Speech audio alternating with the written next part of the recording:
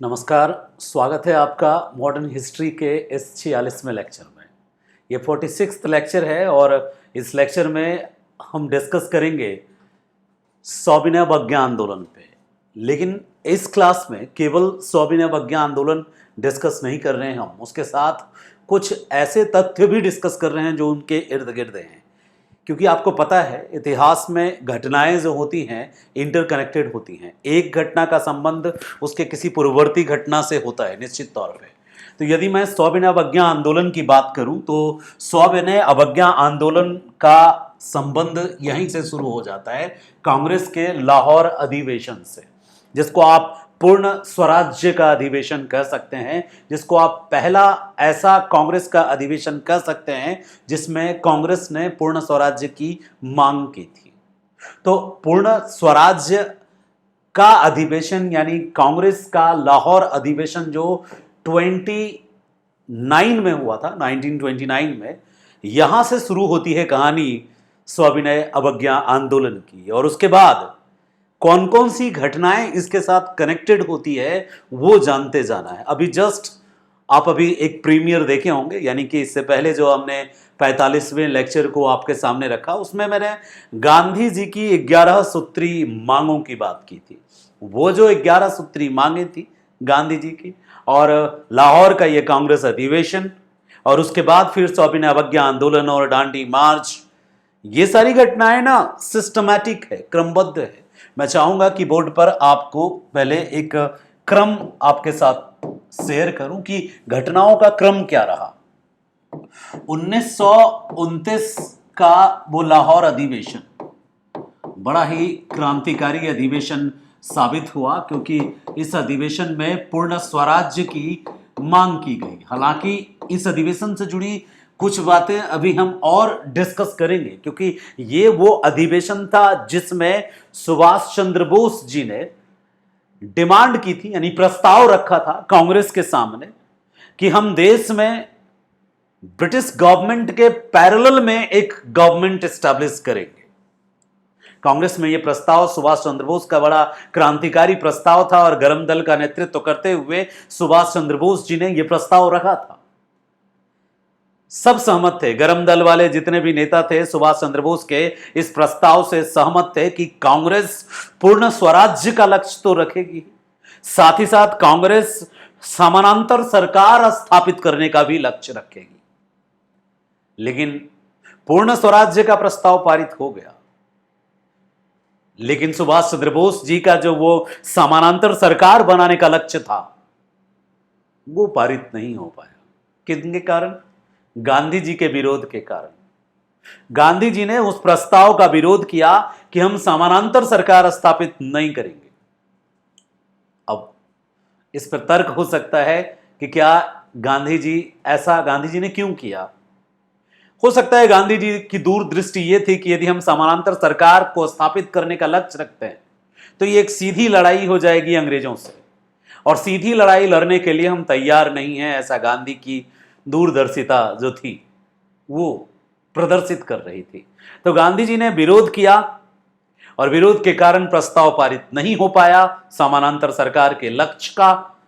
सुभाष चंद्र बोस जी को बुरा लगा, खिन्न हो गए, और लाहौर से ही जो उन्होंने घोषणा की 1929 में कांग्रेस डेमोक्रेटिक पार्टी के नाम से अलग पार्टी बनाने की घोषणा की। कांग्रेस में हमेशा यह परंपरा रही है, जब भी कोई दिग्गज नेता कांग्रेस से नाखुश होते हैं तो कांग्रेस से एक नया पार्टी पैदा ले लेता है, चाहे वो तृणमूल कांग्रेस पार्टी हो या अन्ना डीएमके वाला पार्टी हो। उधर जो भी पार्टी, कांग्रेस से बहुत सारी पार्टियां निकली, तो एक पार्टी सुभाष चंद्र बोस जी ने 1929 में भी गठित की थी लाहौर में ही। उस पार्टी का नाम था कांग्रेस डेमोक्रेटिक पार्टी, और उस पार्टी में सुभाष चंद्र बोस जी ने लक्ष्य रखा था, जो भी उनके साथ आए थे गरम दल वाले, उनका लक्ष्य था कि एक समानांतर सरकार हम देश में स्थापित करेंगे जो ब्रिटिश के समकक्ष होगा, उनसे लोहा लेगा, लड़ेगा और देश को आजाद कराएगा।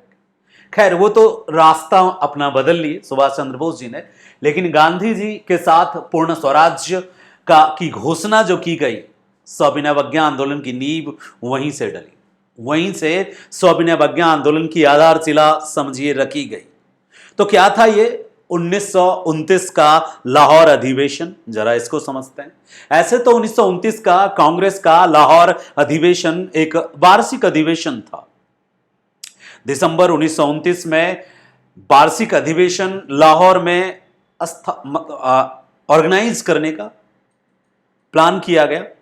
इस अधिवेशन में अध्यक्ष के नाम के लिए गांधी जी का नाम दिया गया। अध्यक्षता करने का गांधी जी से रिक्वेस्ट किया गया, लेकिन गांधी जी ने अपने नाम की जगह पे नेहरू जी का नाम प्रस्तावित किया और नेहरू जी को इसका अध्यक्ष बनाया गया।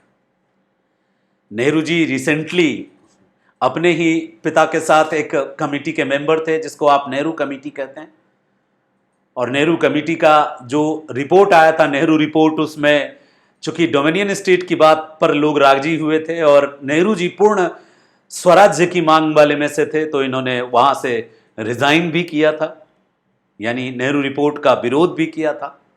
ऐसे में इस युवा नेता को जब मौका मिला कांग्रेस की अध्यक्षता का लाहौर में, तो इन्होंने अपने उस डोमिनियन स्टेट वाला गुस्सा यहां पे पूरी तरह से स्पष्ट किया कि उनको किसी भी हाल में डोमिनियन स्टेट नहीं चाहिए, उनको औपनिवेशिक स्वराज्य नहीं चाहिए, उनको पूर्ण स्वराज्य चाहिए। और पूरे कांग्रेस ने पूरी सहमति से इसका समर्थन किया और उसमें गांधी जी भी शामिल थे। ये जो अधिवेशन हुआ 1929 का लाहौर अधिवेशन, इनकी 3 बातें याद रखनी है। 3 नहीं, टोटल 6 पॉइंट्स हैं, लेकिन 3 बहुत महत्वपूर्ण बातें। क्या 6 पॉइंट्स था? पहला था कि गोलमेज सम्मेलन में संबद्ध विदेश नीति क्या होनी चाहिए भारत की, यह कांग्रेस ने घोषित किया। दूसरा था कि नेहरू कमेटी ने जो डोमिनियन स्टेट का दर्जा दिया है उसको कांग्रेस खारिज करती है कि हम डोमिनियन स्टेट नहीं चाहते।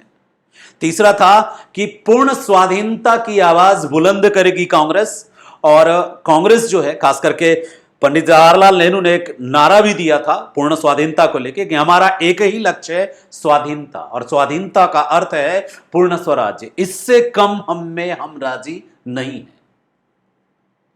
इसके अलावा 31 दिसंबर 1929 की मध्यरात्रि को, 31 दिसंबर का वो दिन मध्यरात्रि को रावी नदी के तट पर कांग्रेस के सारे युवा नेता और गर्म दल के जितने भी नेता थे, उन सबों ने रावी नदी के तट पर नेहरू जी के नेतृत्व में तिरंगा झंडा भी फहराया था और घोषणा की थी स्वतंत्रता की। यह बहुत इंपॉर्टेंट घटना थी जो 31 दिसंबर को रावी नदी के तट पर नेहरू जी ने झंडा फहरा के किया था। यहां पे बहुत बच्चे कंफ्यूज होते हैं, क्यों? क्योंकि यह तारीख 31 दिसंबर का था जब नेहरू जी ने रावी नदी के तट पर झंडा फहराया था, बट याद हम 26 जनवरी को करते हैं। कारण क्या है?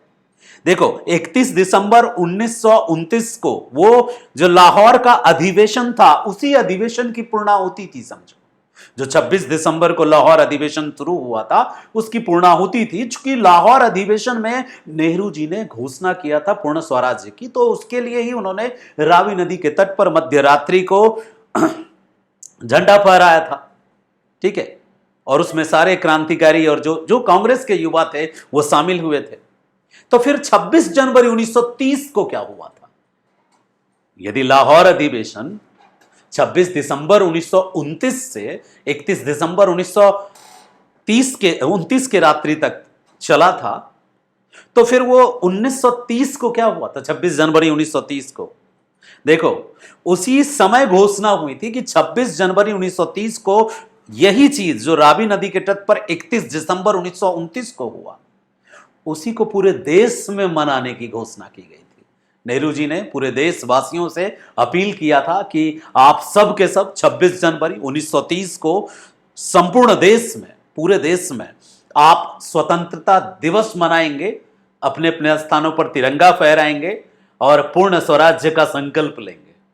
और पूरे देश में यह बात जो थी एकदम आग की तरफ फैली थी। जहां जहां भी कांग्रेसी लोग थे, जहां जहां भी कांग्रेस के लोग थे, उन सब ने, तो पूरे देश में ही थे कांग्रेस के लोग, और सब जगह मनाया गया 26 जनवरी 1930 को पूर्ण स्वाधीनता दिवस। तो पूर्ण स्वाधीनता दिवस वो 26 जनवरी 1930 को मना था, लेकिन नेहरू जी ने झंडा फहराया था वो 31 दिसंबर 1929 को था। और जो सम्मेलन, मतलब जो अधिवेशन हुआ था लाहौर का, वो हुआ था 26 दिसंबर 1929 से शुरू। तो ये 29 और 30 का जो कंफ्यूजन, बहुत सारे बच्चों में ये कंफ्यूजन होता है 29 और 30 का, और मैं चाहता था कि ये कंफ्यूजन एनी हाउ आपके माइंड से दूर हो जाए, इसलिए मैंने इसकी बात की आपसे। ठीक है, तो लाहौर अधिवेशन कांग्रेस का 1929 को हुआ था, और इससे रिलेटेड कंफ्यूजन मैं चाहता था कि दूर हो जाए। तो दो तीन बातें दूर होनी चाहिए। पहली बात ये कि ये 26 दिसंबर से 31 दिसंबर तक चला था। दूसरी बात ये कि जो नेहरू जी ने झंडा फहराया था वो 31 दिसंबर 1929 को लाहौर अधिवेशन के उपलक्ष्य में ही फहराया था, और पूर्ण स्वाधीनता की मांग की थी 31 दिसंबर 1929 के मध्य रात्रि को रावी नदी के तट पर। वहीं पर नेहरू जी ने यह संकल्प लिया था और आह्वान किया था कि आने वाले 26 जनवरी को, जो 1930 का था, क्योंकि 31 दिसंबर हो गया था, तो आने वाले 26 जनवरी 1930 को पूरा भारत पूर्ण स्वाधीनता दिवस मनाएगा। ये जो आह्वान था, उस आह्वान पर पूरे भारत में पूर्ण स्वाधीनता दिवस मनाया गया था। इस आह्वान पर पूरे भारत में तिरंगा झंडा फहराया गया था, देशभक्ति गीत गाए गए थे। तो यहां से यह पूर्ण स्वाधीनता दिवस जो स्टार्ट होता है, यहीं से स्टार्ट होता है। इसलिए 26 जनवरी 1930 को इतना ज्यादा महत्व दिया गया, और जब संविधान को लागू करने की बारी आई, ठीक है, तो फिर उसी 26 जनवरी को चुना गया जिस दिन वो पूर्ण स्वाधीनता दिवस मनाया गया था 1930 में। तो फिर 26 जनवरी 1950 को संविधान को लागू किया गया। वो तारीख नेहरू जी के लिए बहुत महत्वपूर्ण थी। एक युवा नेता पूरे देश से आह्वान करता है और पूरा देश उसमें पार्टिसिपेट करता है, तो उस युवा नेता का वो दिन जो होगा निश्चित तौर पे एक ऐतिहासिक दिन के रूप में था। अब समझ में आया होगा कि 26 जनवरी वो तारीख क्यों इंपॉर्टेंट है, जबकि अधिवेशन लाहौर वाला 29 में हुआ था। तो ये डिफरेंस चीजों को समझना होगा आपको। ठीक है, चलिए अब हम बात करते हैं कि और क्या बात हुई थी उस जो मनाया गया था 26 जनवरी 1930 को, जो पूर्ण स्वाधीनता दिवस मनाया गया था, उसको थोड़ा सा समझना है कि क्या क्या उसमें हुआ था। पहली बात हुई थी कि पूर्ण स्वाधीनता की मांग बुलंद की गई थी।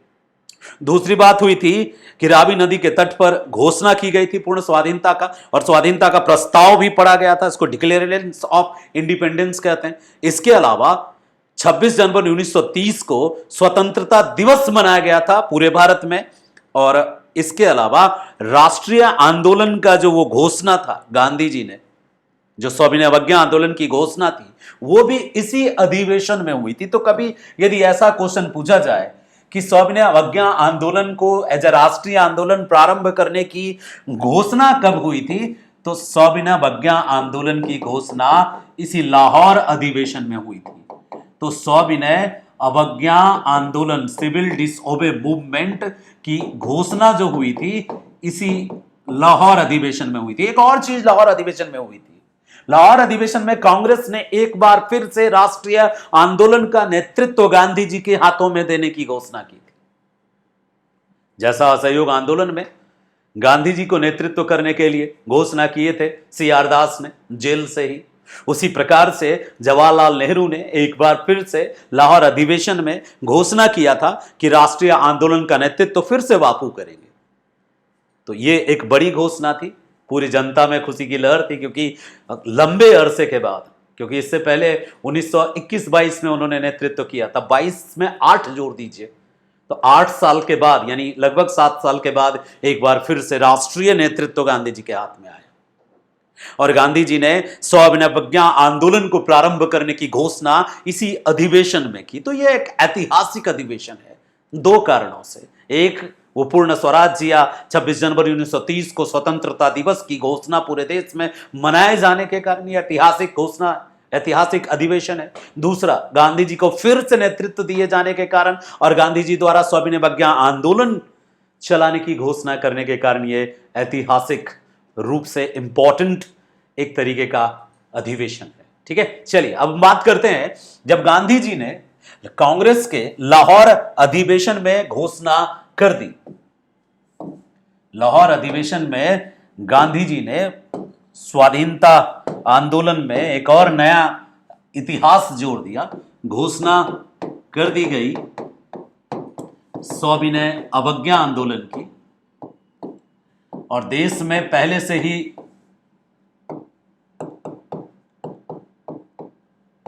आंदोलन की घोषणा कर दी गांधी जी ने। इसी लाहौर अधिवेशन में ही घोषणा हुई और इसी अधिवेशन में 26 जनवरी 1930 को स्वतंत्रता दिवस मनाने का और तिरंगा फहराने की परंपरा यहीं से शुरू हुई।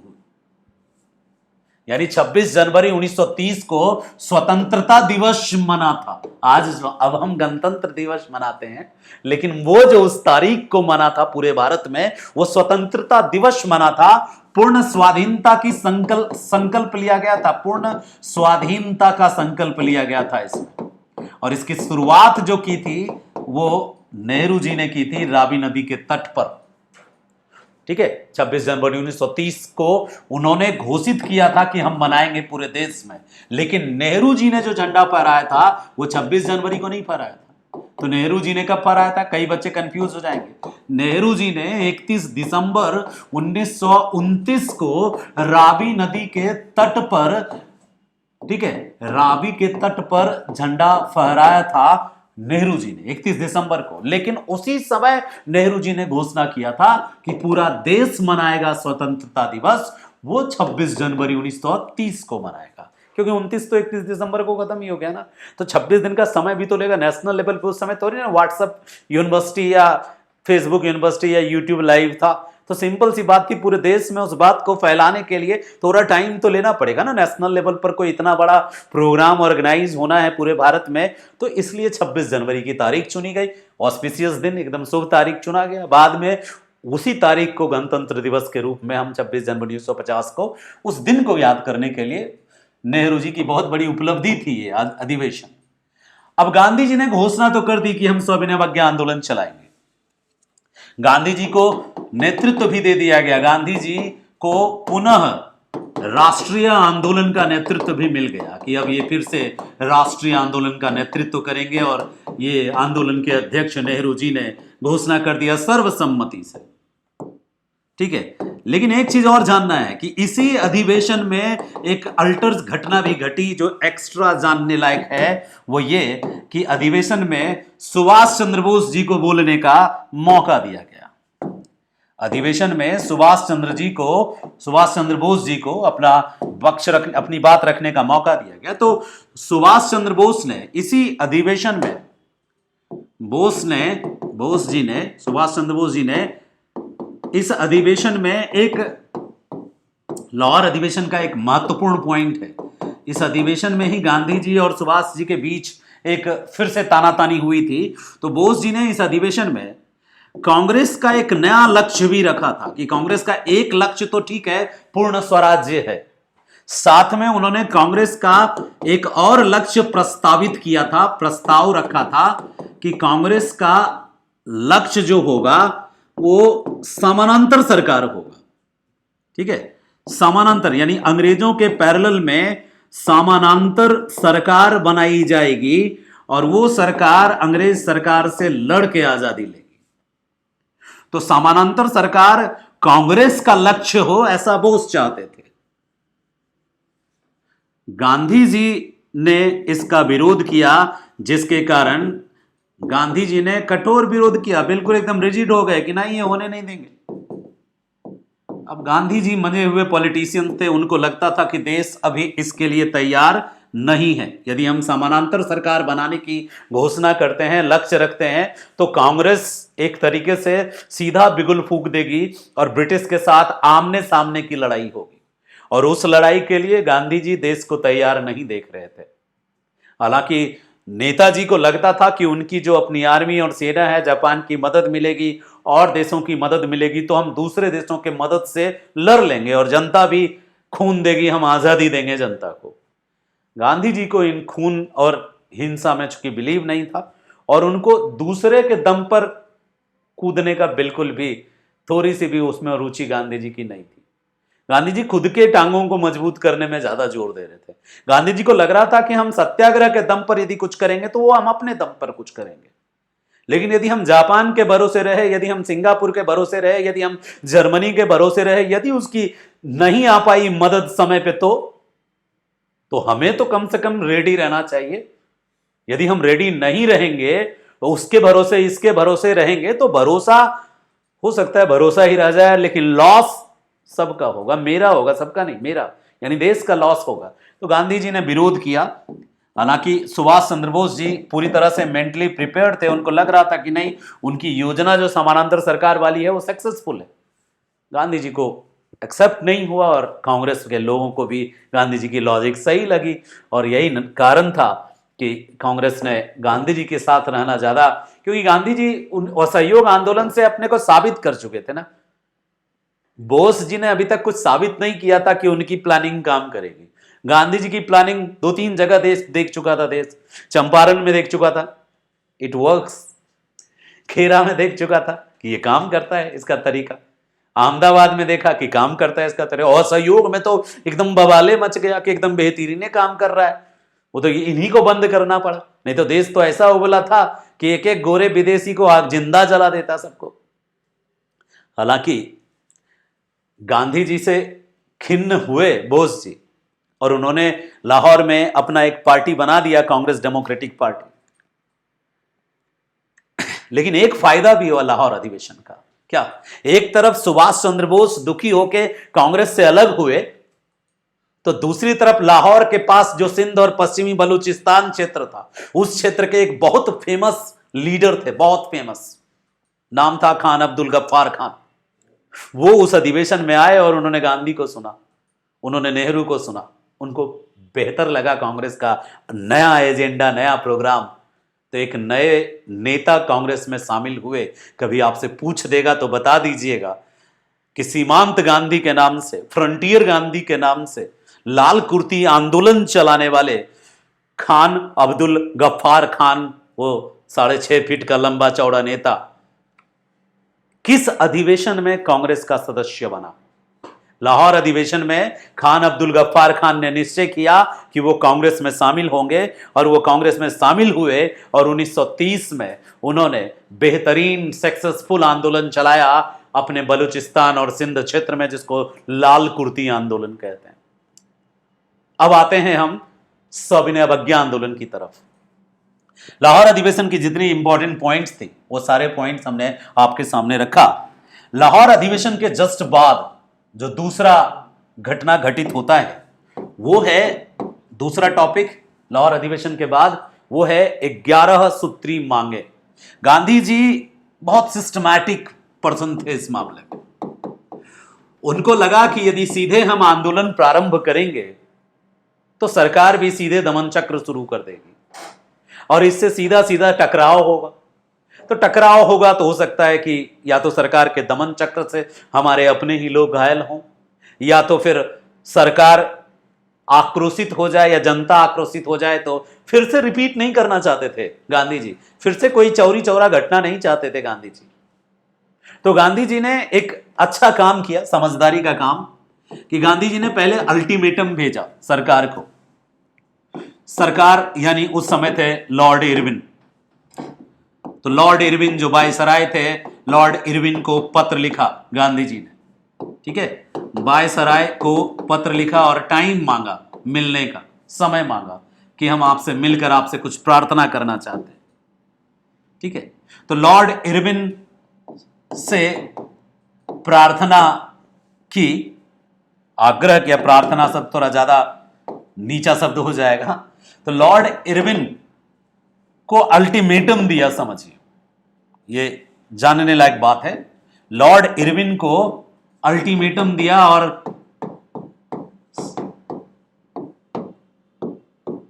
पत्र लिखा। पत्र में 2 चीजें थी, एक मिलने का समय मांगा, इरविन देने से रहा, इरविन को लगा कि ये इतना इंपॉर्टेंट पर्सन भी नहीं है कि इसको इतना वैल्यू दें। और दूसरी बात थी, लॉर्ड इरविन से गांधी जी ने 11 मांगे रखी। इसको 11 सूत्री मांगे कहते हैं। ये मांग जो गांधी जी ने रखी इरविन के सामने, उन्होंने साथ में यह भी स्पष्ट कर दिया गांधी जी ने कि यदि हमारी ये मांगे नहीं मानी गई, गांधी जी का ये अल्टीमेटम था कि यदि हमारी 11 मांगे नहीं मानी गई ठीक है, 11 मांगे नहीं मानी गई तो हम सविनय अवज्ञा आंदोलन चलाएंगे, और यदि मान ली गई 11 मांगे तो हम आंदोलन स्थगित कर देंगे। आप जब मांगों को देखेंगे तो आपको लगेगा कि यहां इससे अच्छा तो स्वामी ये बोस ही हैं, जो सीधे समानांतर सरकार की बात करते हैं। ये तो इनकी मांगों में तो पूर्ण स्वाधीनता कहीं है ही नहीं। 11 मांगे जो गांधी की थी, हमने पिछले क्लास में आपको पढ़ के सुनाया था, एक बार फिर से बता देते हैं, क्योंकि सविनय अवज्ञा आंदोलन यहीं से शुरू होता है। गांधी पहले अपनी 11 मांगे रखते हैं और इरविन उन मांगों को, हाँ, घोड़े का जो भी मतलब डैश वैल्यू ही नहीं देते हैं कि तुम ऐसे ही एम ही लेते हैं, हल्के में लेते हैं, सुनते ही नहीं है, देखते ही नहीं है, टाइम ही नहीं देते मिलने का, घोर बेइज्जती। जबकि कांग्रेस की तरफ से वो मांगे भेजी थी। गांधी हाईली सिस्टमैटिक पर्सन थे, थ्रू दी प्रॉपर चैनल। वो ऐसे वैसे नहीं थे कि उठ के खड़े हो गए आंदोलन करने लगे, थ्रू प्रॉपर चैनल आए थे। कांग्रेस ने उनको लीडरशिप दी, इस बात की घोषणा हुई। कांग्रेस का जो पेपर पत्र था, वो नहीं होता जो लेटर हेड, उसके लेटर हेड पे वो पत्र लिखते हैं और फिर वो इरविन को सौंपते हैं। तो ये बेइज्जती केवल गांधी की बेइज्जती नहीं थी, ये पूरे के पूरे कांग्रेस का अपमान था कि इरविन ने सुनने से इनकार कर दिया। पत्र वायसराय इरविन को 2 मार्च 1930 को लिखा था इन्होंने, 2 मार्च 1930 को पत्र लिखा था इन्होंने, और 10 मार्च हो गया, कोई रिपोर्ट नहीं आया। ठीक है, तो 2 मार्च से 10 दिन तक इंतजार किया कि टाइम मिलेगा बात करने का, सुनेंगे इरविन हमको, सुनेंगे इरविन हमको, लेकिन इरविन नहीं सुना। ठीक है, 12 मार्च को गांधी जी को एक स्टेटमेंट देना पड़ा। ठीक है, जब इरविन ने इनकार कर दिया मिलने से और इरविन ने पत्र को सुनने से भी इनकार कर दिया, तो 12 मार्च को गांधी जी का एक बड़ा प्यारा स्टेटमेंट आया। क्या? मैंने रोटी मांगी थी, बदले में मुझे पत्थर मिला। ये इमोशनल, गांधी जी को पता था कि भारत की जनता जो है ना, बहुत हाईली इमोशनल जनता है। ठीक है, और इतनी ज्यादा इमोशनल जनता है कि यदि इसके इमोशन को कोई टच कर दे, भावुक कर दे, यदि तुमने भारतीय जनता को भावुक कर दिया, यदि, आज भी बदली नहीं है भारतीय जनता, नहीं बदलती साहब, जनता की मेंटलिटी नहीं बदलती, समय बदलता है। आज भी यदि कोई पर्सन इमोशनल टचनेस दे दिया, तो डजेंट मैटर कि वो कितना टैलेंटेड है या किस क्वालिटी का है, किस क्लास का है, किस वर्ग का है, वो क्या करता है, डजेंट मैटर। बस वो रियल लगना चाहिए, उसका इमोशन जायज लगना चाहिए जनता को। फिर तो जनता इतना प्यार लुटाती है कि कहां से कहां पहुंचा देती है। लेकिन सावधान, जनता कब तक अपनी पलकों पे तुमको रखेगी ये निश्चित नहीं, ये नहीं बताती जनता, भीड़ ये नहीं बताती तुमको कि कब तक तुमको पलकों पे रखेगी और अलकों पे रखेगी, कहाँ रखेगी। अब जैसे बहुत सारे ऐसे केस हुए, बाबा आए थे, बाबा का ढावा, फिर एक रानू मंडल जी आई थी, इमोशंस, बहुत इमोशंस, वो स्टेशन पे गाती थी। शुरुआत में जनता को उसकी आवाज़, रानू मंडल की आवाज़ जो लगी, वो लता मंगेशकर जैसी आवाज़ लगी। अभी देखिए जनता ने कहाँ रखा है उनको, बेचारी रानू मंडल। ऐसे बहुत सारे अनगिनत उदाहरण हैं। जनता को समझना हो, कल को यदि कीड़ा काटे पॉलिटिक्स में जाने का, तो पहले जनता को समझना और उसके बाद गांधी को ठीक से पढ़ लेना, उनके सपनों का भारत, उनके अपनों का भारत सब पढ़ लेना। उसके बाद तय करना कि हाँ, जब हम राजनीति में एंटर करें तो फिर हम ध्यान रखें अपने अंदर गांधी को। गांधी समझदार थे, प्रॉपर चैनल से आए। पहले उन्होंने एकदम जगजाहिर पत्र लिखा, ऐसा नहीं कि गुप्त लेटर, चुपके से गया और इरविन के घर में खिड़की से ऐसे पुरिया बांध के फेंक दिया, ऐसा नहीं था। बहुत जगजाहिर मीडिया में आके, और इनकी मांगे भी इमोशन से भरी थी कि इनकी मांगों में कुछ ऐसा नहीं था कि ब्रिटिश सरकार के कुछ खिलाफ था, लेकिन ऐसा भी नहीं था कि ब्रिटिश सरकार को चुभे ना। भाई साहब दिमाग जो था ना, हमको लगता है कि आइंस्टीन के दिमाग पे रिसर्च किया दुनिया, गांधी जी के दिमाग पे भी रिसर्च होना चाहिए था। इतना बेहतरीन दिमाग, अपनी पत्नी को भी मैनेज कर लिए, बाहर से जो लोग आए उनको भी मैनेज कर लिए, जितने लोग आते गए सबको मैनेज कर लिए और सब सहयोग कर रहे थे। कमाल है साहब, बेहतरीन इंसान थे। मैनेजमेंट का हमको लगता है कि उनसे बेहतर कोर्स और कोई करा ही नहीं सकता। बेहतरीन मैनेजमेंट उनके ब्रेन का था। देखो कांग्रेस से आए हैं, कांग्रेस के द्वारा नेतृत्व लिए, फिर से कांग्रेस राष्ट्रीय दल के रूप में स्वीकृत थी, पूरा भारत उसको राष्ट्रीय पार्टी के रूप में देख रहा था, कांग्रेस को एक नेशनल प्लेटफॉर्म होने का गौरव प्राप्त था। वो कांग्रेस ने इनको डिपुट किया कि भाई अब राष्ट्रीय आंदोलन का नेतृत्व आपके हाथ है। अब इन्होंने कांग्रेस के लेटर हेड से इरविन जी जो वायसराय थे उनको पत्र लिखा। अब इरविन जी को लगा कि ये हल्के में ले लिया इनको, फिर इन्होंने मीडिया के सामने अपनी बात रखी, मीडिया को बताया कि मैंने तो रोटी मांगी थी, इन्होंने पत्थर दिया, मुझे पत्थर मिला। 12 मार्च 1930 को घोषित किया कि हम यात्रा निकालेंगे, दांडी तक हम यात्रा करेंगे। और इनकी मांगों में सारी मांगे, आपको 11 मांगों को देखना चाहिए एक बार। इन मांगों से भी गांधी जी की राजनीतिक दूरदर्शिता का पता चलता है कि किस तरह से ब्रिटिश गवर्नमेंट को तमाचा भी मारा और ब्रिटिश गवर्नमेंट रो भी नहीं पाई। ये समझना पड़ेगा कहां कहां चोट किया इसने। इन्होंने देखा था, गांधी जी ने जो स्वाभिनव अवज्ञा आंदोलन के पहले 11 सूत्री मांगे रखी, उन मांगों का एक बार आपकी आंखों के आगे से गुजरना बहुत जरूरी है, तब आप गांधी को समझेंगे। साधारण नहीं थे गांधी, असाधारण था उनका मस्तिष्क। उनको पता था कि कौन सी मांगे मैं रखूंगा और वो दुनिया को भी जायज लगेगी और अंग्रेज उसको पूरा भी नहीं कर पाएंगे।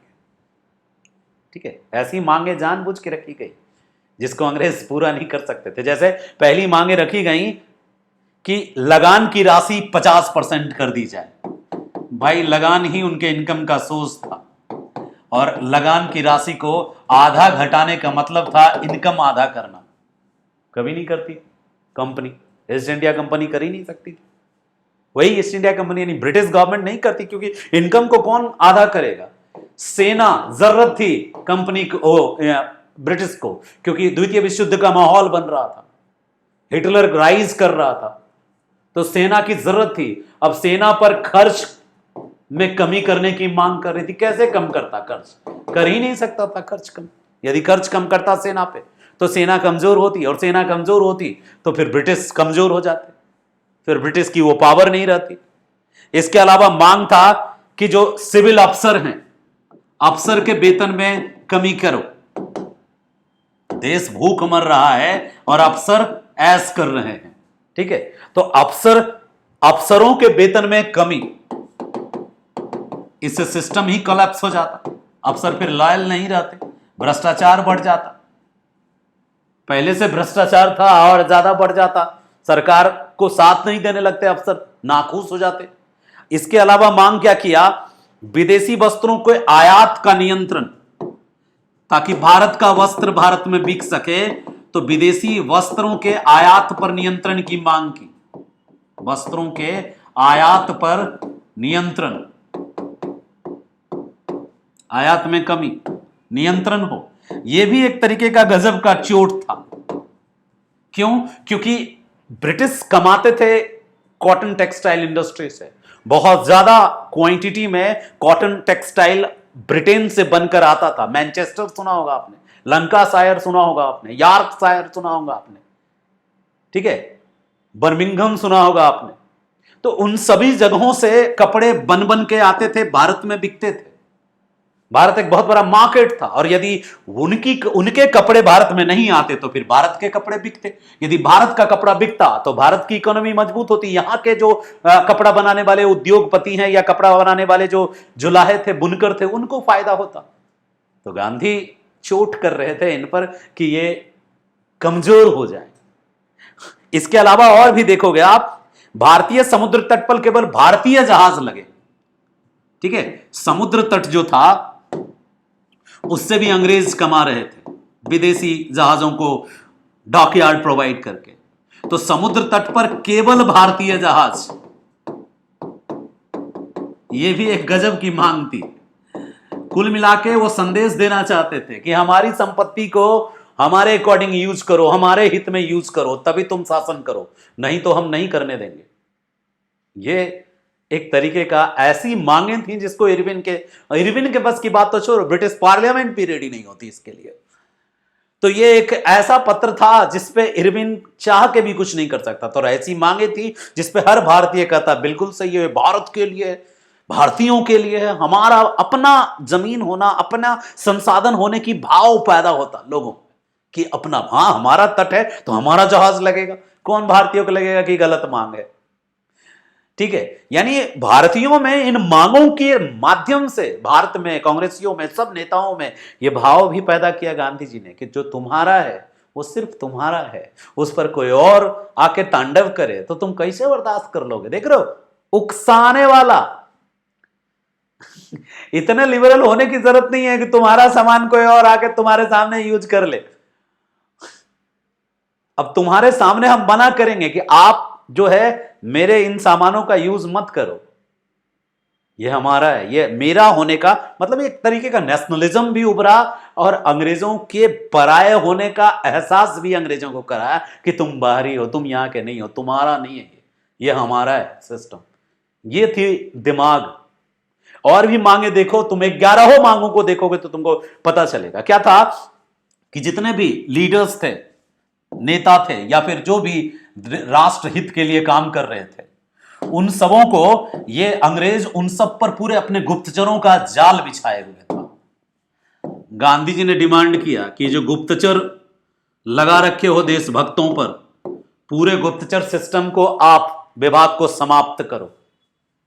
इसमें जो देश की इनकम को खर्च करते हो उसको आप गलत दुरुपयोग हो रहा है, गुप्तचर विभाग का गलत दुरुपयोग हो रहा है, मतलब गलत उपयोग हो रहा है, तो गुप्तचर विभाग को समाप्त करने की मांग। यदि यह विभाग समाप्त हो जाता तो अंग्रेज डर से ऐसे ही समेट लेते बोरिया बिस्तरा। ये विभाग पर सबसे ज्यादा खर्च कर रहे थे अंग्रेज सरकार, क्योंकि इसी की मदद से वो कंट्रोल करने में लगे थे। ये मांग थी गांधी जी की कि गुप्तचर विभाग समाप्त करो, भारतीयों को आग्नेयास्त्र रखने का लाइसेंस दो। आग्नेयास्त्र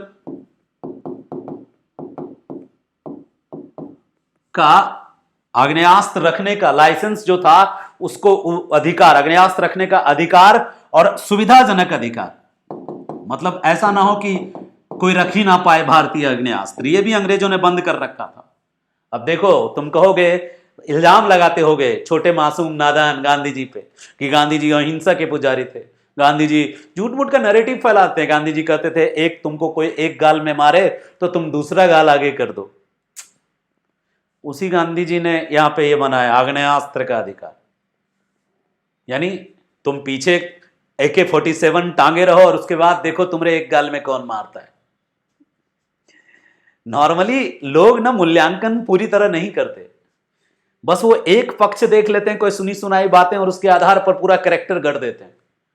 यदि गांधी जी सिर्फ ये इस सेंस में कहे होते कि तुम एकदम मूक दर्शक बने रहो, कोई तुमको थप्पड़ मारे तो तुम दूसरा गाल भी दे दो, तो फिर वो गांधी जी यहां पे भारतीयों को आग्नेयास्त्र रखने का अधिकार देने की मांग क्यों रखते? पॉलिटिशियन थे साहब, उनको एक पॉलिटिशियन की नजर से भी देखोगे तब समझ में आएगा। और आजकल के जो गैरू गैरू पॉलिटिशियन हैं, जो इन पर गंदा कमेंट कर लेते हैं, इनके पांव के धूल के बराबर भी नहीं है। इनको ठीक से वो समझेंगे, इनका 1% भी उनमें आएगा तो अभी जहां है उससे 10 गुना ज्यादा बड़े पद पे पहुंच जाएंगे।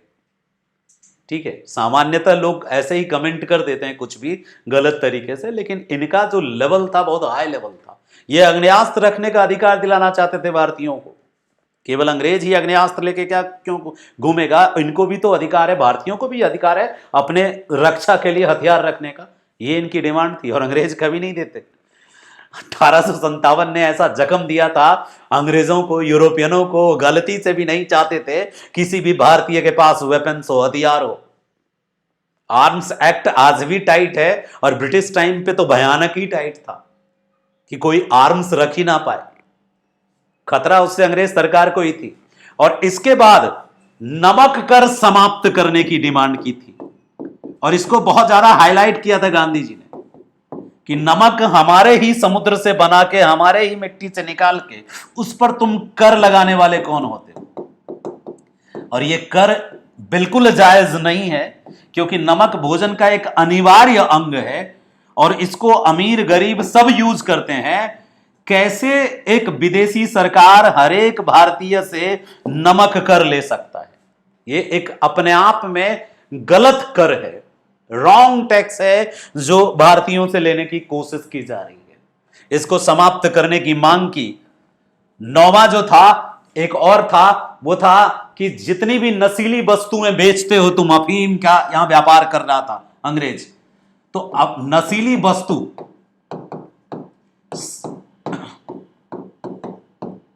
का व्यापार बंद। ये सारी मांगे कभी भी संभव ही नहीं थी कि अंग्रेज मांग ले। यही सब अंग्रेजों के इकोनॉमी का बहुत ही ज्यादा बड़ा सेफ्टी, इकोनॉमी, इंटेलिजेंस भी सेफ्टी से रिलेटेड, ये इकोनॉमी, यानी इकोनॉमी और अंग्रेजों के स्ट्रेंथ पर चोट किया था गांधी जी ने 11 मांगों के माध्यम से। और 11 मांग बड़े ही जायज प्रतीत होते थे। एक और मांग किया, सभी राजनीतिक कैदियों को छोड़ने की मांग।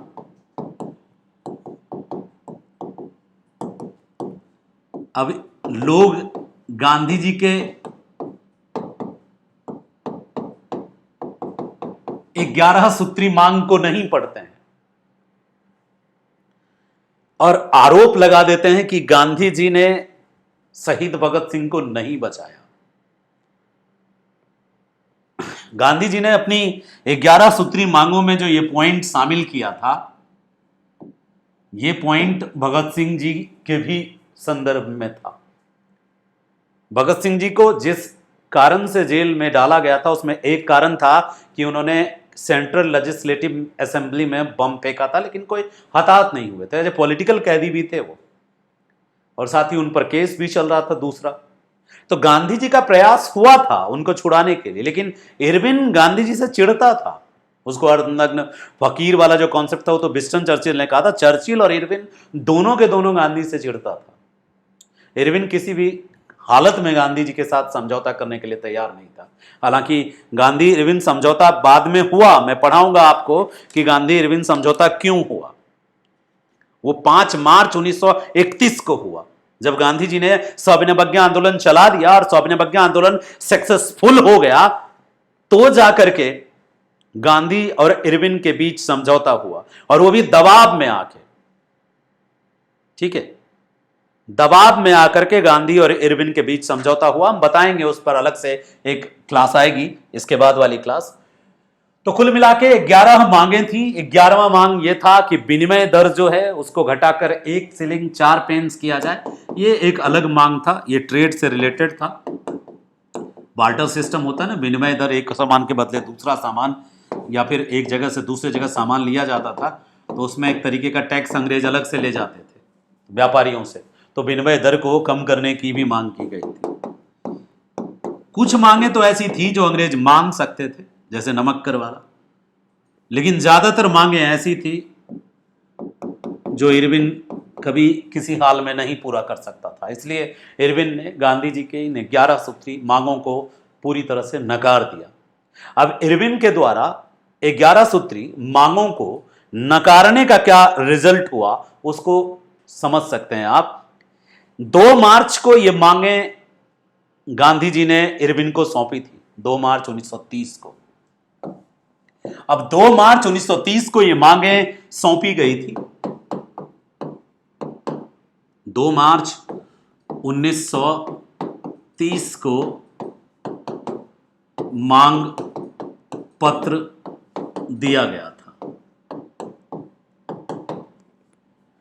10 मार्च तक कोई रिजल्ट नहीं आया, उल्टा इरविन ने ठुकरा दिया।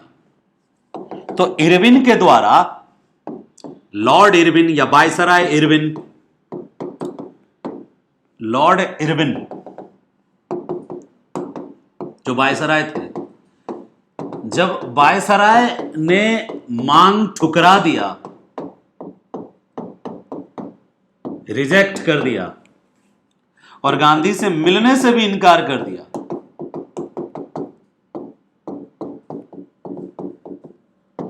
तो ये एक खुला चैलेंज था गांधी को कि तुमको जो करना है कर लो। नतीजा ये था कि 10 मार्च को गांधी जी ने अपना एक स्टेटमेंट दिया।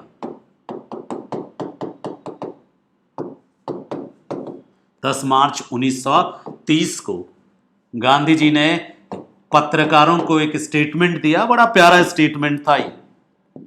क्या स्टेटमेंट था? स्टेटमेंट था कि मैंने रोटी मांगी थी, मैंने रोटी मांगी थी। देख रहे हो, रोटी मांगी थी।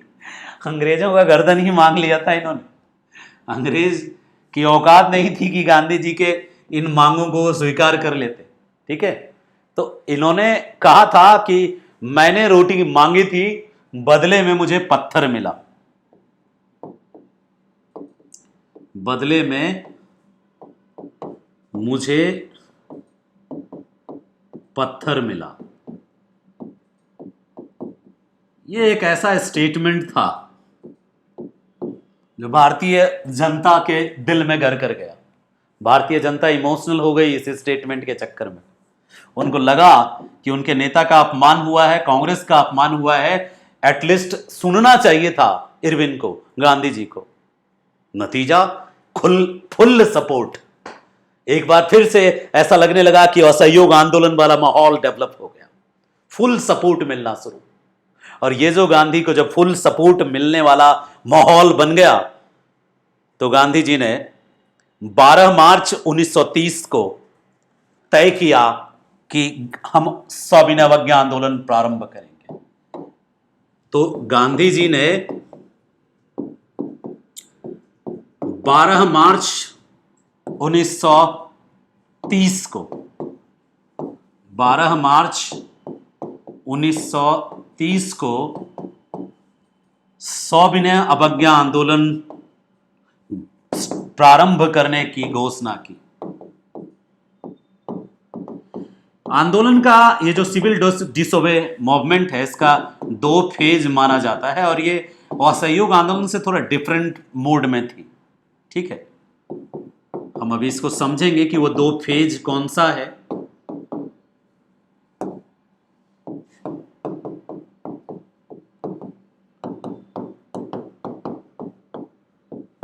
तो 12 मार्च 1930 को घोषणा किया गांधी जी ने कि वो सविनय अवज्ञा आंदोलन शुरू करेंगे। जिस स्थान से को चुना गया इसके लिए, उस स्थान को कहते हैं दांडी। समुद्र के किनारे एक जगह है दांडी। तो गांधी जी ने दांडी मार्च, कहीं दांडी लिखा मिलेगा, कहीं दांडी लिखा मिलेगा, तो इससे ज्यादा कंफ्यूज नहीं होना है। दांडी मार्च से प्रारंभ किया सविनय अवज्ञा आंदोलन गांधी जी ने। तो दांडी मार्च कब प्रारंभ हुआ भाई?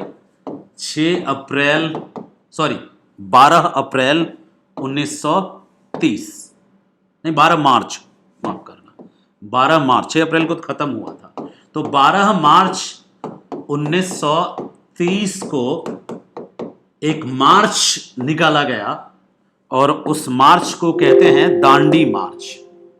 12 मार्च 1930 को एक रैली निकाली गई, एक मार्च निकाला गया, उसी को कहते हैं दांडी मार्च। ये जो दांडी मार्च घोषित हुआ 12 मार्च 1930 को, उसकी घोषणा साबरमती आश्रम में हुई थी फरवरी में। फरवरी में साबरमती आश्रम में कांग्रेस कार्यकारिणी की एक बैठक हुई थी और कांग्रेस कार्यकारिणी की उसी बैठक में यह तय हुआ था कि हम साबरमती आश्रम से दांडी तक एक यात्रा करेंगे, एक मार्च करेंगे, एक रैली निकालेंगे। और उस रैली के बाद में जाकर बापू यानी गांधी जी जो हैं वो नमक बनाएंगे दांडी के समुद्र तट पर और खुद से नमक बना के नमक कानून का उल्लंघन करेंगे। अब सवाल यह उठता है कि दांडी गुजरात के किस जिले में है? दांडी गुजरात के नवसारी जिले में है। ठीक है, तो दांडी कहाँ है, यदि ये मन में भाव आ जाए कि दांडी कहाँ है, तो दांडी जो है गुजरात के नवसारी जिले में है। ठीक है, गुजरात के नवसारी जिले में है। नवसारी जिले में एक समुद्र तटीय गांव है। कई बच्चों को नहीं पता होता है कि नवसारी जिले में है, वो सिर्फ दांडी जानते हैं। और कई लोगों को लगता है कि दांडी है क्या, दांडी गांव है, समुद्र के किनारे, नवसारी जिला में पड़ता है। और इसी जगह पर गांधी जी पहुंचे 12 मार्च 1930 को। कई बातें हैं जो दांडी मार्च के बारे में जानना होगा, क्योंकि दांडी मार्च बहुत ही फेमस ऐतिहासिक घटना है। इससे स्वाभिनवज्ञा आंदोलन गांधी जी ने शुरू किया था और बहुत हाईली सक्सेसफुल घटना है हिस्टोरिकली। तो साबरमती आश्रम से गांधी जी ने शुरू किया। ठीक है, साबरमती आश्रम से दांडी यात्रा प्रारंभ की गई 12 मार्च 1930 को। प्रतिदिन 10 मील की यात्रा की जाती थी और आश्रम से गांधी जी के साथ कहीं 77 लिखा मिलेगा, कहीं 78, तो 78 सही है। तो आश्रम से 78 स्वयंसेवक, 78 वॉलंटियर, ये चुने हुए कार्यकर्ता थे। साथ यात्रा शुरू हुई और प्रतिदिन 10 मील की यात्रा करते थे। तो प्रतिदिन 10 मील की यात्रा, उसके बाद फिर रेस्ट लेते थे। और ये पैदल यात्रा होती थी, पूरी भीड़ देखने वालों की, गांव वालों के द्वारा स्वागत सत्कार सब चल रहा था साथ में। 10 मील रोज। और कितने दिन चलता रहा ये यात्रा? 24 दिन की यात्रा चली। 24 दिन की यात्रा हुई। तो टोटल कितना किलोमीटर गांधी जी चले? 385 किलोमीटर। 385 किलोमीटर।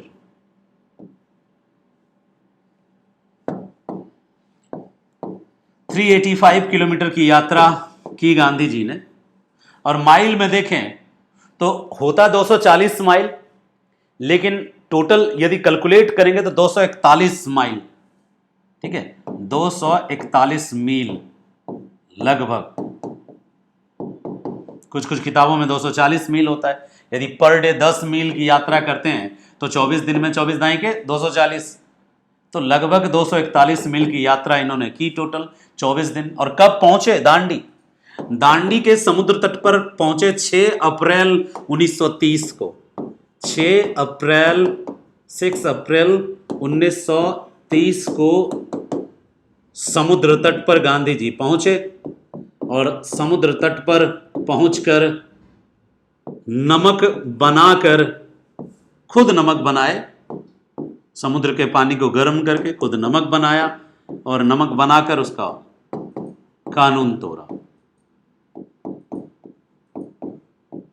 यहां से सिविल डिसोबे स्टार्ट माना जाता है। दांडी मार्च सक्सेसफुल रहा। गांधी जी ने 6 अप्रैल 1930 को नमक बनाकर नमक कानून तोड़ा। 9 अप्रैल 1930 को गांधी जी ने अपने साबरमती आश्रम से 9 अप्रैल 1930 को गांधी जी ने सविनय अवज्ञा आंदोलन के कार्यक्रमों की घोषणा की। अब सविनय अवज्ञा आंदोलन के जो कार्यक्रम थे वो क्या क्या थे? गांधी जी ने हर एक भारतीय से आग्रह किया, निवेदन किया कि वे सब के सब जो भी सरकारी कानून है उसको विनयपूर्वक मानने से इनकार करें। सबसे पहले तो चूंकि गांधी जी ने नमक कानून तोड़ा तो पूरा भारत गांव गांव में नमक कानून तोड़ने का आग्रह किया। पहला आग्रह यही था, पहला कार्यक्रम यही था कि गांव गांव में नमक कानून तोड़ा जाए, गांव गांव में नमक कानून तोड़ा जाए। दूसरा था कि जो छात्र सरकारी विद्यालयों में या जो लोग सरकारी दफ्तरों में काम करते हैं वो सरकारी विद्यालय या सरकारी दफ्तरों को छोड़ दें। विदेशी वस्त्रों को फिर से होली जलाने का कार्यक्रम रखा गया। सरकार को कर नहीं देने का भी आह्वान किया गांधी जी ने। कई जगह पे कोई चौकीदारी कर तो कहीं लोटा कर, कई तरह के कर लोगों ने देने बंद कर दिए। लगान भी बहुत लगा, लोगों ने देना बंद कर दिया। शराब के दुकानों पर महिला कार्यकर्ताओं को पिकेटिंग करने, ताला लगाने का कार्यक्रम बनाया गया। अफीम पर बैन किया गया। विदेशी वस्त्रों के दुकानों को ताला मारने का आह्वान किया गया। इस बार का कार्यक्रम असहयोग आंदोलन के कार्यक्रम से बिल्कुल अलग था। इस बार के कार्यक्रम में गांधी जी ने खुद आह्वान किया था कि जो अफीम की दुकानें हैं, विदेशी कपड़ों की दुकानें, ताला मारो और बैठ जाओ वहीं। महिलाएं बैठ गई, लाठीचार्ज हुआ, फिर भी नहीं हटी। यानी ये पहले की तुलना में ज्यादा उग्र था ये आंदोलन।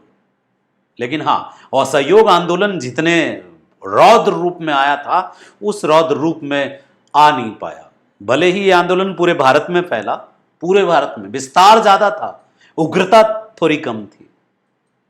अब आपको ना यहां पे दो तीन नए आंदोलन को जानना होगा, नए टर्म को जानना होगा। और मैं पूरी तरह से इस बात से सहमत हूं कि आप में से कुछ लोग इन टर्म से परिचित नहीं होंगे जो मैं अभी बात करने वाला हूं।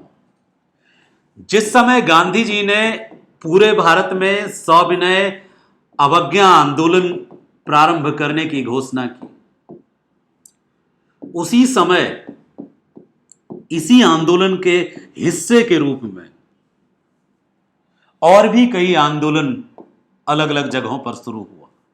एक आंदोलन था लाल कुर्ती आंदोलन। ये तो आप जानते होंगे, सबको पता होगा। अभी कुछ देर पहले हमने इस पे बात भी की थी। लाहौर अधिवेशन के बाद वो खान अब्दुल गफ्फार खान, जो पश्चिमी बलूचिस्तान सिंध क्षेत्र के बहुत प्रचलित नेता थे, गांधीवादी नेता थे, उनके द्वारा यह आंदोलन चलाया गया। ये उम्मीद करता हूं आपको पता होगा। लेकिन एक और आंदोलन है जो आई थिंक नहीं सुना होगा, जिया तरंग आंदोलन। यदि ये पूछा जाएगा तो कई लोग सरेंडर करेंगे कि नहीं सर, ये जिया तरंग आंदोलन नहीं सुने थे। ये भी सविनय अवज्ञा आंदोलन के दौरान ही भारत में चलने वाला नॉर्थ ईस्ट का आंदोलन था। नॉर्थ ईस्ट का, मणिपुर का आंदोलन है यह जिया तरंग आंदोलन। आजकल मणिपुर न्यूज में है, इसलिए मुझे लगा कि आपको बताया जाए कि मणिपुर का सविनय अवज्ञा आंदोलन में भी योगदान था। और मणिपुर में सविनय अवज्ञा आंदोलन के दौरान जिया तरंग नाम का आंदोलन वहां चलाया गया था, जिया तरंग आंदोलन। एक और है, एक कांड, एक घटना घटी थी सविनय अवज्ञा आंदोलन के दौरान। बंबई में एक जगह है धरासना, तो धरासना में भी एक कांड हो गया था इसी आंदोलन के दौरान। वो भी बड़ा महत्वपूर्ण है, कई बच्चों को नहीं पता होता है, तो अभी हम इसमें बात करेंगे धरासना कांड पे। ठीक है, धरासना कांड क्या हुआ था धरासना में और क्या है ये जिया तरंग आंदोलन, ये दो बड़ा महत्वपूर्ण है।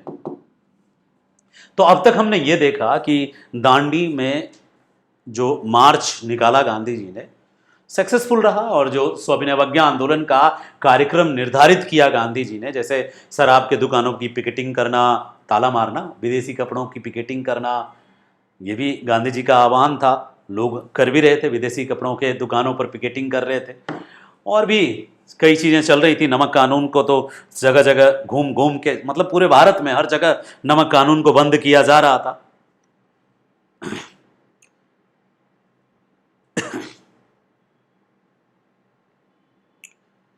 नमक कानून को बंद किया जा रहा था जगह जगह। एक्चुअली अभी एक वीडियो की ऑलरेडी प्रीमियर चल रही है, तो उस पर भी मेरी नज़र है कि आप लोग में से कौन कौन लोग पार्टिसिपेट कर रहे हैं। देखिए, जो भी क्लासें मैं ऑर्गेनाइज कर रहा हूँ आप सबके लिए कर रहा हूँ, तो आप सबसे विनती है, करबद्ध प्रार्थना है कि थोड़ा चैनल को स्ट्रॉन्ग करने में आप सब योगदान दें। और जो भी चीज़ें हैं, अच्छी चीज़ों को फैलने में वक्त लगता है, मैं मानता हूँ। बदबू बहुत तेज़ी से फैलती है, गंदगी इतनी तेज़ी से फैलती है कि उसका कोई लिमिट नहीं है। बड़ी तीखी गंध होती है उसमें, बड़ा फास्ट। अच्छी जो खुशबू होती है वो थोड़ी धीरे धीरे फैलती है, धीमी धीमी, कभी कभी तो गायब हो जाती, कभी तो खुशबू आ रही थी। फिर कहाँ चली गई, फिर आती है। लेकिन इसमें आपका योगदान ये हो सकता है कि इन चीज़ों को थोड़ा प्रमोट कीजिए जहाँ तक पॉसिबल हो आपसे, ठीक है। ये नहीं कि तैयारी छोड़ के यही करने लगना है, ये भी मैं नहीं चाहता। मैं चाहता हूँ कि आपका सिलेक्शन हो, बट यदि आप नए हैं और आपको लगता है कि ये क्लास आपके लिए बेनिफिशियल है, तो हर छात्र से मेरी विनती होगी कि चैनल को सब्सक्राइब करके चैनल को एक स्ट्रेंथ दें, ताकि मैं मेहनत करने के लिए थोड़ा प्रेरित हो पाऊँ, ठीक है। मैं ज़्यादा चीज़ों को नहीं देखता, बट चीज़ें कभी कभी हर्ट करती है कि आई थिंक इतना मेहनत करने के बाद भी ये चीज़ें क्यों नहीं ग्रो अप कर रही है। मे बी मेरे में कुछ कमी हो, क्योंकि मैं लॉन्ग वीडियो लेके आता हूँ, मैं शॉर्ट्स नहीं बना रहा, हो सकता है। बट जो चीज़ें ला रहा हूँ वो बेनिफिशियल है, जो हाईलाइटेड कर रहा हूँ चीज़ों को, वो माइंड में सेट हो जाएगा, तो आप एग्जाम में वो क्वेश्चन गलत नहीं करेंगे, ठीक है। सो अभिनय अवज्ञा आंदोलन में मानता हूं कि आपने पढ़ा होगा, लेकिन जिया तरंग आंदोलन या दर्शना कांड हो सकता है नहीं भी सुना हो। कुछ नया सिखाते हैं तो कुछ नए को प्रमोट करना आपकी जिम्मेदारी बनती है, ठीक है। चलिए, हम आपका ये भी देख रहे थे प्रीमियर जो चल रहा है। आई थिंक अभी आप में से 18-20 लोग इसको देख रहे हैं। अभी जस्ट ये खत्म होगा तो आपको दूसरा मिल रहा होगा, क्योंकि आज मेरी पूरी कोशिश है कि आज रात तक में हम मॉडर्न हिस्ट्री फिनिश कर दें। आप इसको शेयर कीजिए ताकि जो दूसरे आपके सहपाठी हैं उनको भी इस तरीके का लाभ मिल पाए। शेयरिंग इज केयरिंग है, ये बहुत ज़रूरी होता है कि आप अच्छी चीज़ों को आप बांटें, और विद्या खास करके ऐसी चीज़ है जो बांटने से थोड़ी बढ़ती है, बाकी धन घटता है, ये बढ़ता है। चलिए, thank you so much. 2 minute मैं जान के लिया, क्योंकि प्रीमियर बहुत सही चल रहा है। इस चीज़ को देख करके मुझे लगा कि मुझे बोलना चाहिए।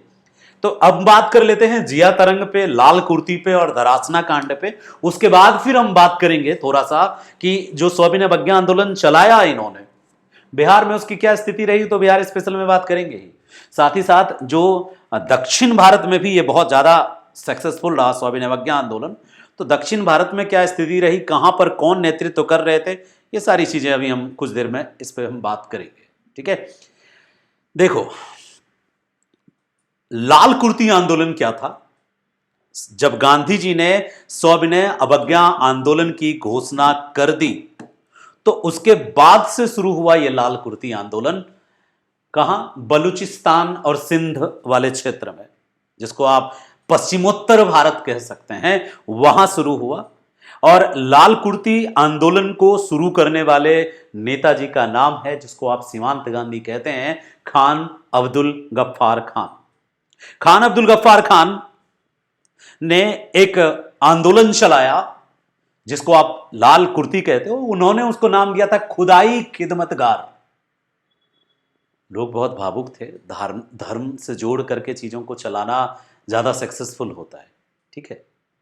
तो आपको उन चीजों को जानना होगा, इसलिए जो महापुरुष थे अपने खुदाई खिदमतगार वाले, इन्होंने लाल कुर्ती आंदोलन, इनके आंदोलन को इसलिए कहा गया क्योंकि इनके सपोर्टर्स जो थे वो ये खुद भी जो कपड़ा पहनते थे वो लाल रंग का कुर्ता होता था। इसका और कोई रीजन नहीं था कि लाल कुर्ती क्यों कहते हैं, लेकिन इन्होंने जो नाम दिया था वो खुदाई खिदमतगार था। ये क्षेत्रीय राष्ट्रवादी एकता की बात किया इसमें उन्होंने, उपनिवेशवाद के विरुद्ध संघर्ष का आह्वान किया इन्होंने, और महात्मा गांधी के चूंकि कट्टर समर्थक थे इसलिए इन्होंने अहिंसक आंदोलन को प्रमोट किया। इनके जितने भी मेंबर होते थे सबके सब लाल कुर्ती पहनते थे, और अहिंसा, स्वाधीनता संघर्ष में अहिंसा के साथ विरोध करने पे विचार रखते थे। उसी तरीके का विचार रखते थे जैसा कि ये खुद प्रमोट करते थे, खान अब्दुल गफ्फार खान। ये पख्तून थे। पख्तून एक कम्युनिटी है जो सिंध और बलूच में सबसे ज्यादा संख्या में है, और पख्तूनों के ये फेवरेट नेता थे। पख्तून इनको बादशाह खान कह के पुकारते थे। पख्तून यानी इनकी कम्युनिटी वाले इनको बादशाह खान के नाम से पुकारते थे, इनको फक्र अफगान के नाम से पुकारते थे, और उत्तर भारत के लोग इनको सीमांत गांधी के नाम से पुकारते थे। तो कई नाम हैं इनके, एक बादशाह खान, दूसरा फक्र अफगान, और तीसरा जो आप लोगों ने दिया सीमांत गांधी, क्योंकि ये फ्रंटियर रीजन में थे इसलिए सीमांत गांधी। जब लाल कुर्ती आंदोलन चल रहा था, एक तरफ देश में सविनय अवज्ञा आंदोलन चल रहा था, दूसरी तरफ लाल कुर्ती आंदोलन पश्चिमोत्तर भारत में चल रहा था, तो उसी समय ब्रिटिश आर्मी का एक बटालियन था जिसका नाम था Peshawar battalion. Sorry, Peshawar battalion नहीं था, गढ़वाल रेजिमेंट जो पेशावर में पोस्टेड थी। गढ़वाल रेजिमेंट के कुछ सिपाही थे, उन्होंने वीर चंद्र सिंह के नेतृत्व में, वो पेशावर में तैनात थे गढ़वाल रेजिमेंट के सिपाही, और वहां उनको लीड किया वीर चंद्र सिंह ने। वीर चंद्र सिंह और गढ़वाल रेजिमेंट के सिपाही जो थे, इनको ऑर्डर दिया अंग्रेजों ने कि खुदाई खिदमतगारों पर, लाल कुर्ती के आंदोलनकारियों पर गोली चला दो। चूंकि भीड़ अहिंसक थी तो सेना को हिंसा करना सेना को नैतिक नहीं लगा, लेकिन अंग्रेजों का दबाव था कि गोली मारो। मना कर दिया इन्होंने। वीर चंद्र सिंह ने अपने रेजिमेंट के सारे सिपाहियों को ऑर्डर दिया कि नहीं चलाना है गोली। हालांकि वीर चंद्र सिंह को कोर्ट मार्शल किया गया, लंबे समय तक उनको जेल में रखा गया, लेकिन सेना को बड़ा दुख हुआ इस बात का, क्योंकि उनका डिसीजन सही था। तो ये लाल कुर्ती आंदोलन से जुड़े हुए एक और क्रांतिकारी के रूप में देखे जाएंगे वीर चंद्र सिंह। गढ़वाल रेजिमेंट के सिपाही थे, खुद भी गोली नहीं चलाया और किसी को गोली नहीं चलाने दिया, क्योंकि भीड़ निहत्ती थी, अहिंसक थी। भीड़ का नेतृत्व कर रहे थे खान अब्दुल गफ्फार खान। ये जो लाल कुर्ती आंदोलन है, याद रखना, इससे 2-3 पॉइंट बन सकता है। अब आते हैं, पेन उठाते हैं, क्योंकि ये नया टॉपिक है सब लोगों के लिए। जिया तरंग आंदोलन। ये तीनों आंदोलन सविनय अवज्ञा आंदोलन के दौरान ही घटित हुआ और गांधी जी से प्रेरित था। लाल कुर्ती आंदोलन पूरी तरह से अहिंसक था, लेकिन जिया तरंग आंदोलन को ठीक से समझिएगा। और अभी ये करंट में न्यूज में 3-4 कारणों से है, एक कारण से नहीं। एक कारण तो है कि भाई ये मणिपुर से रिलेटेड है और मणिपुर जल रहा है। दूसरा कारण यह है कि इस आंदोलन में एक लेडी इन्वॉल्व थी। उस लेडी का नाम है, आपने सुना होगा, गाइंडलियू नाम था, गाइंडलियू। और गाइंडलियू को रानी की उपाधि दी थी नेहरू जी ने। तो रानी गाइंडलियू इसी आंदोलन से संबंधित है, जिया तरंग आंदोलन। मुझे लगता है कि बीपीएससी को यह क्वेश्चन पूछना चाहिए, 2 कारण से। एक, ये रानी खुद भी न्यूज में है, ठीक है, क्योंकि नेहरू जी ने इनके बारे में एक लाइन कहा था, एक दिन वह आएगा जब भारत उसे याद करेगा और उसका सम्मान करेगा। नेहरू जी ने इनके बारे में स्टेटमेंट दिया था। क्या थी कहानी और कितनी नन्ही सी थी वो गुड़िया? 13 वर्ष की थी।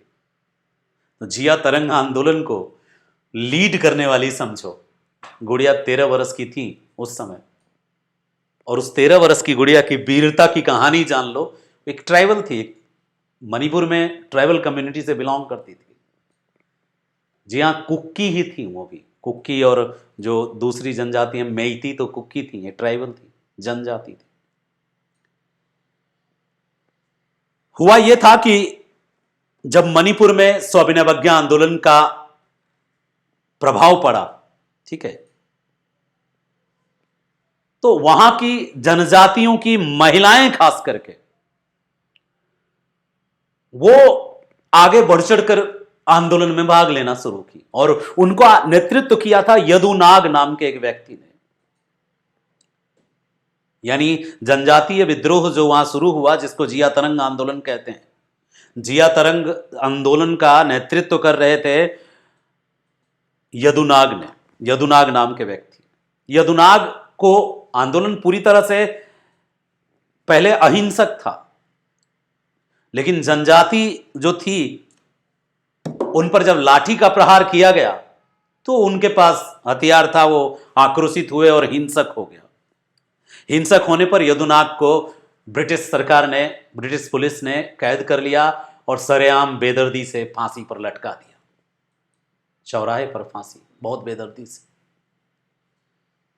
इन्हीं की, यदुनाथ की छोटी सी गुड़िया बहन थी, चचेरी बहन थी, 13 साल की। नागा जनजाति के थे ये लोग, सब के सब। यानी ये जो विद्रोह जया तरंग आंदोलन जो हुआ था, नागा जनजाति का आंदोलन था, नागा जनजाति का आंदोलन था ये, और ये सविनय अवज्ञा आंदोलन के अधीन ही आंदोलन था। ठीक है, तो ऐसा नहीं है कि जो नागा जनजाति है उनका आप उनको दूसरे तरीके से देखिए।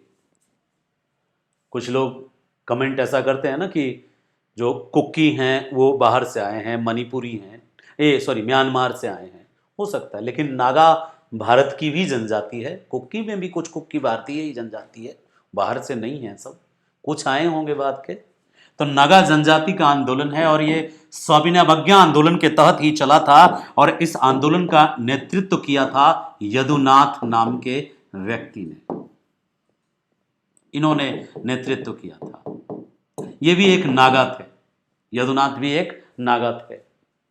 इसको फांसी हो गई, अंग्रेजों ने इनको फांसी दी, और इनको फांसी देने के बाद से आंदोलन और उग्र हो गया। और उसके बाद जो इस आंदोलन का नेतृत्व की थी 13 वर्ष की बिटिया ने की थी, जिसका नाम था गाई डिनलियू। अलग अलग किताब में इसका स्पेलिंग अलग अलग है। गाई डिनलियू नाम था, 13 वर्ष की थी। इस 13 वर्ष की बिटिया ने महिलाओं और पुरुषों को, नागा महिलाओं को एकत्रित किया और तिरंगा लेकर, झंडा लेकर बैठ गई विद्रोह पर, और इसी को नाम दिया जिया तरंग आंदोलन। जिया तरंग आंदोलन में ये जिया तरंग शब्द जो है वो स्थान से संबंधित है, जहां से ये विद्रोह स्टार्ट हुआ, वहीं से ये आंदोलन शुरू हुआ। और इस आंदोलन का नेतृत्व किया गाइडिनलियू ने, और गाइडिनलियू को जवाहरलाल नेहरू जी ने, चूंकि कांग्रेस का वहां पे अप्रोच था, कांग्रेस के आह्वान पे ही सविनय अवज्ञा आंदोलन शुरू हुआ था, गांधी जी और कांग्रेस के आह्वान पर। तो फिर पंडित जवाहरलाल नेहरू ने गाइडिनलियू के नेतृत्व में संघर्ष क्षमता के कारण उनको रानी की उपाधि दी, और रानी के जीवन का महत्वपूर्ण हिस्सा असम के अलग अलग जेलों में गुजरा, क्योंकि आंदोलन के दौरान उसको भी पकड़ लिया पुलिस ने। 13 वर्ष की उस बच्ची को पकड़ लिया, कई जगह जेलों में रही। उसको आज़ादी कब मिली? जब देश आज़ाद हुआ 1947 में, तब जाके वो आज़ाद रही। यानी 1930 के बाद से अगले 17 साल तक वो छोटी सी गुड़िया जेल में बिताई। और जब आज़ादी मिली इनको, तो इनको रानी की उपाधि नेहरू जी ने दी, इनको सम्मानित किया। एक साधारण सी गरीब परिवार की नागा थी, जनजातीय लड़की, लेकिन विद्रोह में सबसे बढ़ चढ़ कर इसकी भूमिका थी, इसलिए अंग्रेज ने इसको जेल में डाला था।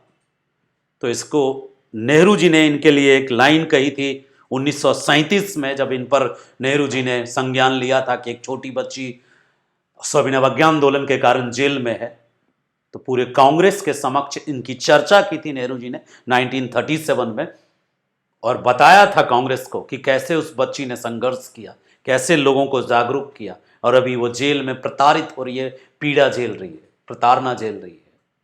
कहा था नेहरू जी ने कि एक दिन आएगा जब भारत उसे याद करेगा और उसका सम्मान करेगा। 37 के कांग्रेस के अधिवेशन में नेहरू जी ने कहा था। अगले पॉइंट पे आते हैं, धरासना कांड। कई लोगों को धरासना कांड के बारे में भी जानकारी शायद नहीं होगी। धरासना कहां है? बंबई में। बंबई में एक जगह है धरासना, और वहां पे सविनय अवज्ञा आंदोलन के दौरान एक घटना घट गई। हुआ ये कि गांधी जी ने नमक आंदोलन में तेजी लाने के लिए यह तय किया कि बंबई के समुद्र तट में बसे हुए गांव धरासना में जो नमकशाला है, जहां नमक बनाता है, अंग्रेज बनवाता है, उस पर हम धावा बोलेंगे। हम सब, पूरी भीड़, पूरे भारतीय जनता जाएंगे और धरासना के उस नमकशाला को के ताले तोड़ देंगे, उसको फ्री कर देंगे जनता के लिए। 5 मई को तय हुआ था तारीख कि 5 मई 1930 को धरासना का नमकशाला को धराशायी किया जाएगा। अंग्रेज का नमकसाला खोल दिया जाएगा, दरवाजा ही तोड़ दिया जाएगा। गांधी जी को हल्के में मत लेना। हाँ कि वो एक गाल देंगे, दूसरा गाल, एक गाल पे थप्पड़ मारोगे दूसरा गाल देंगे।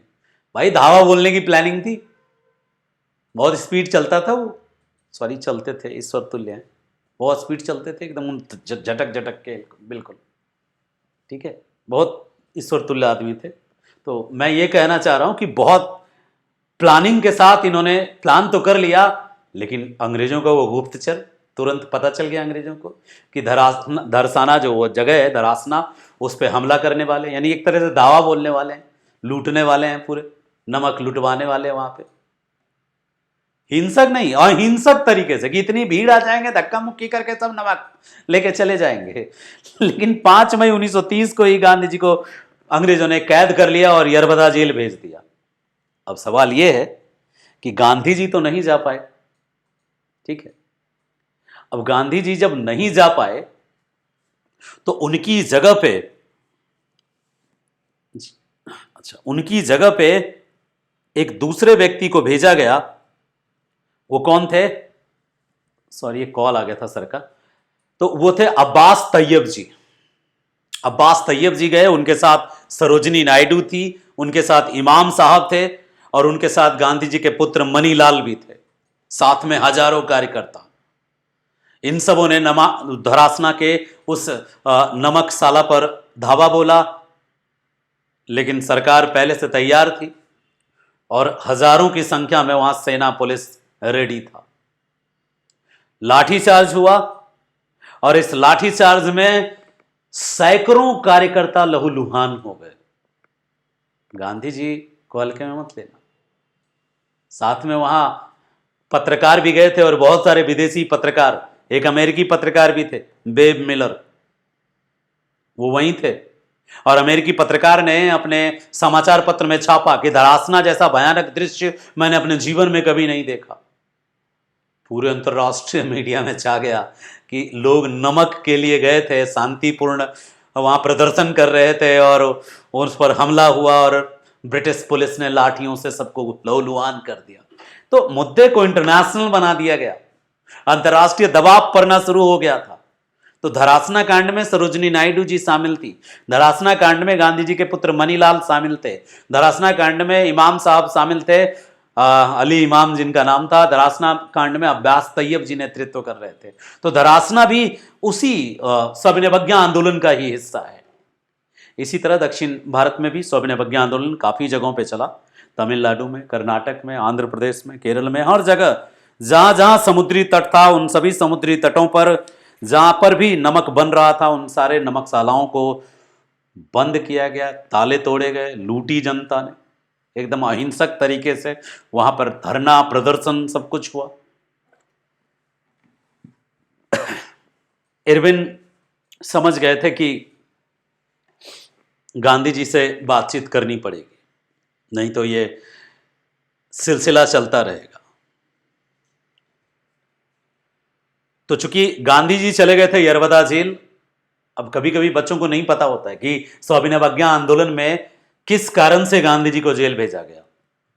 वही धरासना, जो धरासना कांड था, उसी कांड के कारण ही, या धरासना नमकशाला पर धावा बोलने जा रहे थे 5 मई को गांधी जी, इसलिए गांधी जी को जेल दे दिया गया यरबदा जेल में। लेकिन गांधी जी के जेल जाने के बाद पूरे दक्षिण भारत में सब जगह नमकशालाओं पर धावा बोलने लगे लोग। लाठी डंडे से डर ही नहीं रहे थे लोग। तो लॉर्ड इरविन ने 26 जनवरी को 1931 को जेल से रिहा किया गांधी जी को, ताकि वातावरण मैनेज हो। लेकिन मई 1930 से 5 मई 1930 से 26 जनवरी 1931 तक जेल में रहे गांधी जी, यरबदा जेल में। और जब गांधी जी जेल से रिहा हुए तो फिर तेज बहादुर सप्रू और एम.आर. जयकर, इन लोगों ने बात किया इरविन से और गांधी जी से भी। फिर गांधी इरविन समझौता हुआ 5 मार्च 1931 को, गांधी इरविन समझौता हुआ। और क्या हुआ था गांधी इरविन समझौता में, यह जानना जरूरी है। बस यही हुआ था कि जो आंदोलन चल रहा है, उस आंदोलन में बहुत सारे कांग्रेसी नेताओं, कार्यकर्ताओं की संपत्ति जब्त कर ली थी इरविन ने। गांधी जी ने उससे वो संपत्ति लौटाने की बात की। सरकार ने जिन पर अभियोग चलाया था सविनय आंदोलन के दौरान, वो सारे अभियोग वापस ले। सरकार जो हिंसात्मक कार्यों में लिप्त अभियुक्त हैं उनको छोड़ के जो पॉलिटिकल कैदी हैं उन सबको मुक्त करे। और गांधी के इन शर्तों को, जो 5 मार्च को जो शर्तें रखी थी गांधी ने इरविन के साथ समझौते में, मान लिया। जो हिंसात्मक कार्यों में लिप्त थे उन नेताओं को नहीं छोड़ा, उन क्रांतिकारियों को नहीं छोड़ा इरविन, लेकिन जो पॉलिटिकल कैदी थे उसको छोड़ दिया। अफीम, शराब और विदेशी वस्त्रों पर शांतिपूर्ण ढंग से धरना देने को स्वीकार कर लिया इरविन ने। और समुद्र के किनारे बसने वाले लोगों को खुद से नमक बनाने और उसे एकत्रित करने की छूट देना भी मान लिया इरविन ने। यानी कुल मिला के गांधी जी ने जो शर्त रखा वो इरविन ने मान लिया। दूसरी तरफ इरविन ने भी गांधी जी से शर्त रखाया कि सविनय आंदोलन स्थगित करोगे आप, तो उन्होंने मान लिया, स्थगित कर दिया। नमक कानून उन्मूलन की मांग और बहिष्कार को वापस लोगे और आप द्वितीय गोलमेज सम्मेलन में कांग्रेस के प्रतिनिधि को भाग लेने दोगे। और जो जो चीजें गांधी जी मान सकते थे मान गए, और जो चीजें इरविन मान सकता था सब मान गया। लेकिन वामपंथियों ने गांधी के इरविन के साथ इस समझौते का आलोचना किया, तीखा आलोचना किया कि फिर ये आंदोलनों को वामपंथियों ने असहयोग आंदोलनों की तरह स्वीकार नहीं किया और इरविन के साथ गांधी के समझौते की आलोचना की। हालांकि सुभाष चंद्र बोस जी ने भी आलोचना की, जवाहरलाल नेहरू ने भी आलोचना की, सबने आलोचना की कि समझौता नहीं करना चाहिए था, आंदोलन को और उग्र होने देना चाहिए था। नतीजा यह हुआ कि गांधी इरविन समझौते से माहौल फिर बिगड़ गया, वैसे ही जैसे असहयोग आंदोलन वापस लेने से बिगड़ा था। और जब इसी दौरान अंग्रेजों ने 23 मार्च 1931 को भगत सिंह, राजगुरु और सुखदेव को फांसी के फंदे पर लटका दिया।